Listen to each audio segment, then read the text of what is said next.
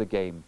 Terry Maher from Drogheda said it was a brilliant match today, but he wants to make 2 points. He felt that bottles shouldn't be handed around during the parade, that the Derry team had a bottle that they were drinking out of passed to all 15 players. And a lot of callers' column on his second point was that the Derry players broke the parade at the Hill 16, leaving the Dublin team on their own in an embarrassing situation. A lot of callers about that. What did you think of that? Well, as a player, I was never happy about having to parade at all. I know it's part of the GAA scene and tradition and so on. I'd prefer when the national anthem was played as it was in front of the Hogan stand today that the game would get on at that stage. But when we do have a parade, I think it would be only courtesy on behalf of everybody to finish the parade route right around in front of the Hogan stand. So I think Derry should have stuck in the parade there today. The game itself was very, very sporting. I suppose maybe people don't know exactly when they should break off. Okay. Ray McBride from Ballyfermot said that the referee robbed Dublin blind today. He gave them everything. But Donald Hickey from County Meath said the referee had a great game today, that he didn't blow his whistle too much, and it was a great show by him all round.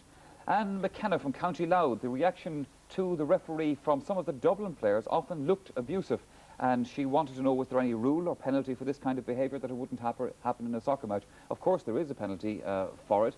I felt myself that some of the Dublin players got overly excited, let's say, at some of Tommy Sucru's decisions.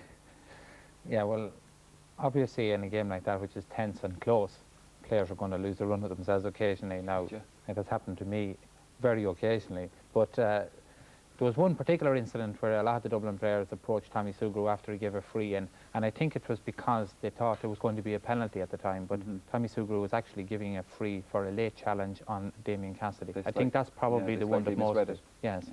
Dick Bassett from Dublin said old age pensioners couldn't get tickets for today's match, yet there were touts outside the game selling them freely. There's no provision at all made for old age pensioners at big matches. This situation should be changed, and it's disgraceful, he says, Colin. Well, I'd have to agree with him. Last Sunday, because there was a small crowd, the pensioners were allowed into the Nally stand for nothing. And I was talking to a lot of those men there. A lot of them have supported the GAA all their life. In fact, I was talking to two men who had been at a match in Mullingar in 1945, they said. And they have been going to GAA matches since, and they were talking away between them about different games in the past.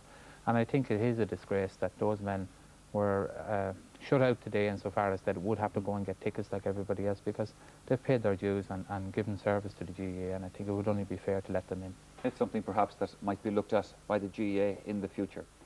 Well, now we have 2 extra Sunday games in the schedule this summer to accommodate the All-Ireland Under-21